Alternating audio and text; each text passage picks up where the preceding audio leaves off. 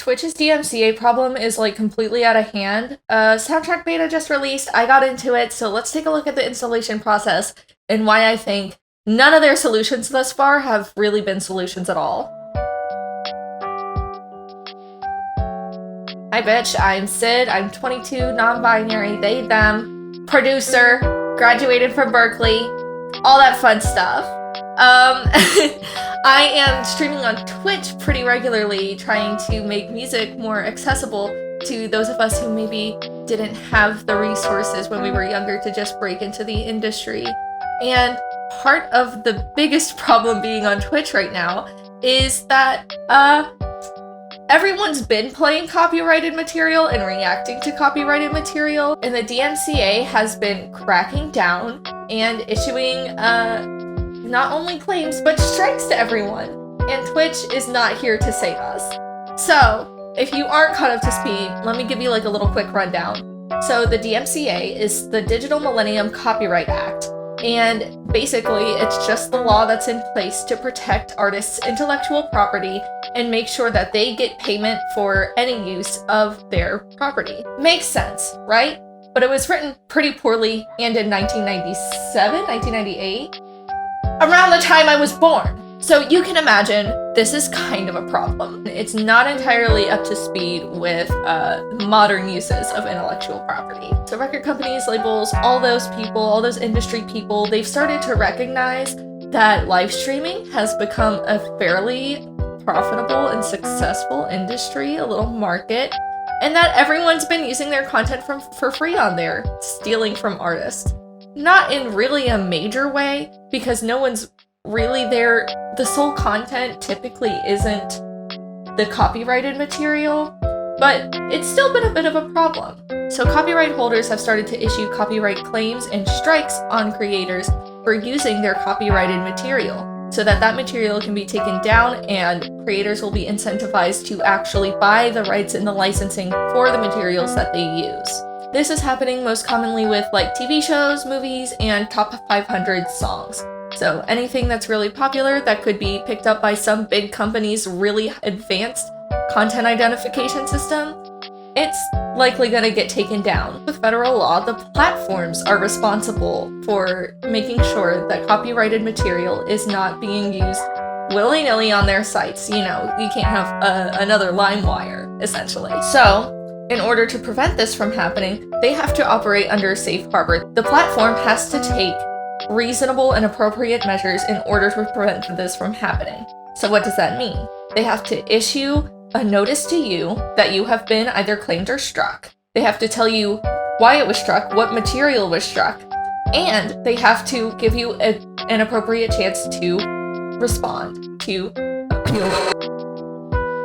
appeal the claim. So if you've seen, in the past couple days, Twitch sent out some interesting emails to thousands of creators who have used copyrighted material in their streams that they have, within the past couple months, had identified content that was protected under copyright.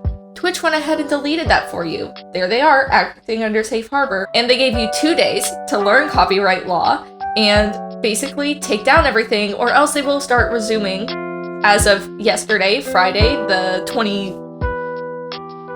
23rd.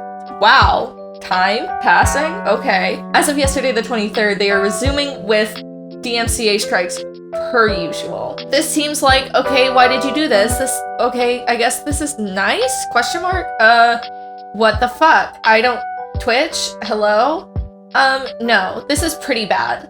This is basically Twitch saying that, hey, we've done what we can, you're on your own now. The onus is almost completely on the creators, while copyright holders are turning their attention to live streaming, live content, and the clips and VODs for potential strikes and claims. Now, this is a bit of a problem because also, part of Twitch's obligations under DMCA is that after 3 copyright strikes are issued, strikes are different than claims, after 3 copyright strikes are issued, the creator's account has to be permanently deleted. It cannot be unbanned from a DMCA strike ban. So, this becomes potentially really dangerous not only for individual creators, but for Twitch as a platform. Because if Twitch's creators start getting banned on a large scale because so many of them, including the more popular creators, are playing top 500 music consistently in their streams and reacting to things at the start of their streams, that's a big loss in profit for Twitch, and there's already not very much there for Amazon to justify continuing to dump money into a waste bin that they really only wanted to have a claim to this space in media. Now, Twitch's solution to this, the beta conveniently opened the day after they issued these emails, a little suspicious. Because all of this is happening, Twitch released, as part of their responsibility, a program called Twitch Soundtrack, which includes rights-cleared music to play on your streams. Pretzel pointed out pretty early on something suspicious, which was that they only obtained one of the licenses. I believe that they bought the public performance license, but not the publishing or the mechanicals, so the artists weren't really getting paid as much as they should. Editing sit here, looking rough, I know, I'm sorry, but it's just my luck that while I'm editing this video, we find out that the RIAA and other music industry groups have written a letter coming after Twitch for the poor handling of Soundtrack and a bunch of problems with the music licensing. Obviously, Twitch is refuting all of it, so it appears that probably correct in thinking that this is a disaster, so expect more videos on that soon. Anyway, pretend that you don't know that for the rest of the video, but we know it now, so more shitstorm to come. Love that. Okay, see ya. And it was also weird because it wouldn't necessarily protect you if the music was in your clips and VODs. Now, since the beta came out, I can tell you that there's a reason for this, and we'll talk about it in just a minute. So, let's check out Twitch Soundtrack, let's try to download it, and let's just figure this out together, shall we? Okay, so here we are, turn around, new angle, kind of ugly angle. I'm still not done unpacking everything yet, so the wall behind me is very interesting looking, I understand. There's a broom out, all that, gotta love it. But we are going to take a look at Twitch Soundtrack. We're going to see what the installation process is like, take a little gander at it, and just kind of see what we're working with here, yeah? Let's take a look. This is what Twitch Soundtrack looks like. It looks a lot like Spotify. You can kind of tell that they're trying to get that similar look. If we take a look at what Soundtrack looks like here, and then we look at my Spotify homepage over here, you can kind of see the similarity in the little tiles, especially where they have gradients and, you know, kind of like, what is that, Avenir, or one of those like very common like simple bold design fonts. We're kind of imitating that look, which is very familiar, and I do like that. I think that's very nice. There is no way to select a specific song on here, so it's internet radio, more akin to something like Pandora, which is, I believe, how they were able to get away with only doing the public performance license. So theoretically, this should only route to your live feed. It will not route to the VOD. The music will not exist in the VOD. I kind of hate that. I think that's a terrible idea. Really not a helpful solution by any means. This way they can only be paying for the public performance license, which again, as I've mentioned elsewhere in this video, it is not very good for the artist. The artist does not get paid what they should. It's also, again, not great for the streamer. Like, if they wouldn't watch your stream without music live, why would they watch it without music after the fact? Now, let's take a look at the installation. I've installed the preview, the Streamlabs preview, and it said, at first glance, you know, kind of acting like someone who is not super concerned with being very careful about installation and just kind of, you know, the average person who just wants to plug and play. Ideally, I installed it, I opened it, and now I should be able to add a source and add Soundtrack.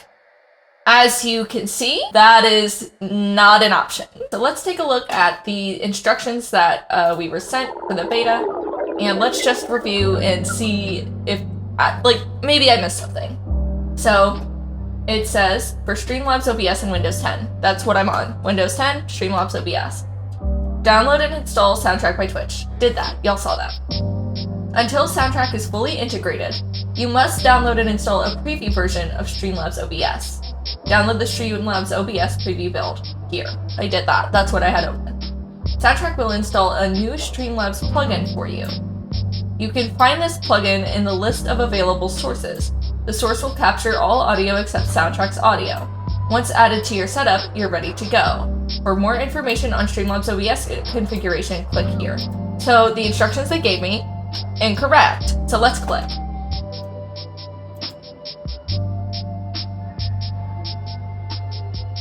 So this is for OBS. Users should be able to stream music from Soundtrack by Twitch live, while their recorded video will not include the music that was played. This is done by sending 2 separate audio streams to Twitch, one with the music and one without. When the Streamlabs OBS plugin is added to a scene in Streamlabs OBS, its audio track becomes the VOD audio track. The Streamlabs OBS plugin is actually an audio source that acts just like a desktop source, except it removes the music from the mix. The good news is, this setup is done automatically for you when you add the Streamlabs OBS plugin. In the case that a user accidentally changes a configuration or needs to modify it themselves, here's how you should set up your Streamlabs OBS configuration to work properly. Add a copy of the OBS plugin to your stream. So it says that it should be right there. No.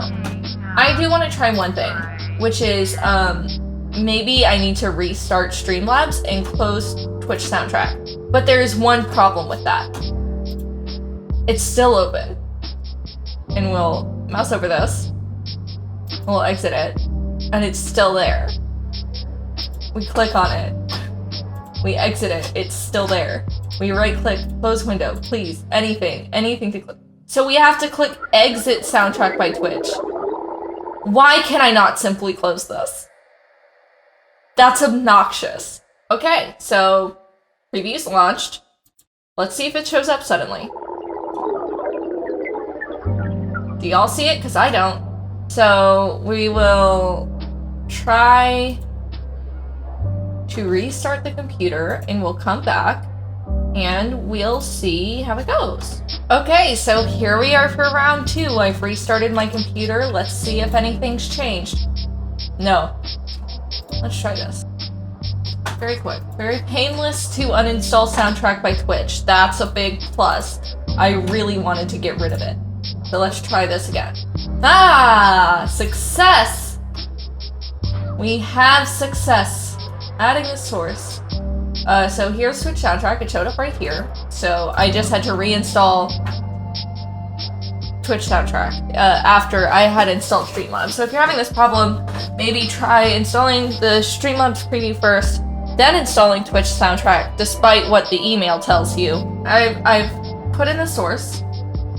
It has no audio preview, which makes me a little curious. Let me just go double check that email.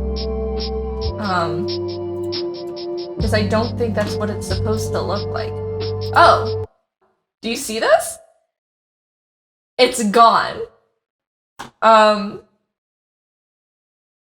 Help page and FAQ? Fantastic! So, I guess we'll just be testing it and hoping for the best. So now, the idea is, when I play, you're having troubles connecting to my... What could possibly...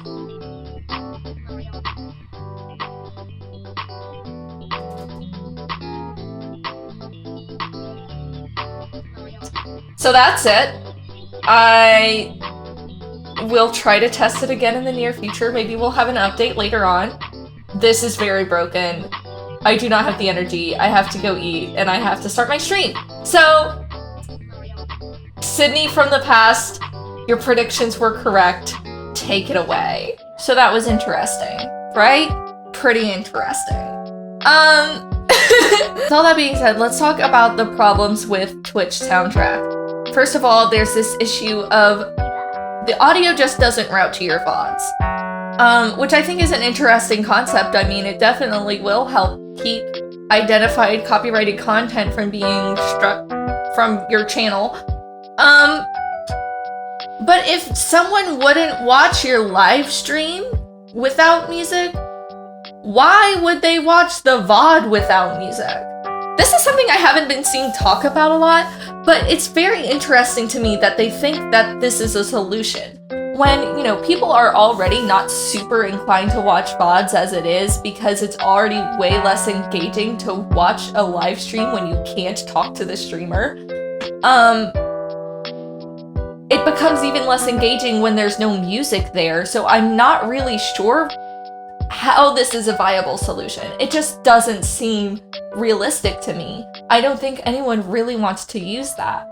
Furthermore, if any of these artists decide that they want to copyright claim your live content, they might still be able to. Like, this isn't a 100% clear-cut move. Also, there are some alternative solutions other than playing Twitch soundtrack, like playing other people's copyright-free music. But the problem with that is, that can all be retroactively claimed. So realistically, until Twitch finds an actual identification system or some real solution, until Twitch finds a viable solution to this that it works a little better for everyone, there's not really a great, foolproof, safe way to deal with this. So I have a couple solutions, some you've heard before. Let's talk about them. Some things you can do as a creator to protect yourself from being, you know, wiped from the face of the internet over some copyright claims. So number one is to diversify yourself. Obviously, if you lose one platform, you want to be able to be active and still create on other platforms. This one, I feel like you should be doing already anyway. I know it's easier said than done because there's only so many hours in a day, but I do think it's a very smart thing to do is to just make sure you're not putting all your eggs in one basket. Number two, the big one, the one that I've been screaming about for a couple days now, is commission your musician friends to make you music. Hey, those of us who are in the music industry right now are, like, mostly out of work, right? My graduation plans, I know, have completely disappeared. So if someone wanted to throw me a couple bucks to make them some tracks for their live stream, yeah, I'm gonna take that job. I'm 100% gonna take that job. And honestly, if you have your own music, I feel like that sort of makes you look like a more legitimate creator. You know what I mean? Like, someone made you music, you bought music. Your brand is identified by the music that you're playing in your videos and your streams. And it's completely tailored to your taste. You get to work with the artist at every turn to make sure that they're making what you want and something that you're proud of and that you want to play in your stream. So I feel like this is a pretty viable option. It's also fairly affordable right now, especially if you go look at Fiverr, see what kind of artists are on there already looking to, you know, make some music for content creators, or even reach out to producers and writers that you know and love and see if their commissions are open, see if they're willing to make a track for you. And then you will have no risk of being copyright struck because you have the rights to that music. It will never be an issue. You will not be concerned while everyone else is melting down about whether or not they're going to get banned from the platform. Now, of course, this won't protect the platform from being taken down, which is why you should be organizing and starting conversations on local levels and the national level about the copyright law, how it's enforced, and how it needs to be improved and updated. There's absolutely no reason why artists should not be getting paid for their work, or why creators should not be able to listen to music and watch videos on their stream. We need something that works for both artists and smaller creators who do reaction content and do need music in the back of their streams, so that we can, you know, maybe have a more healthy economy for those of us who work in the arts and entertainment.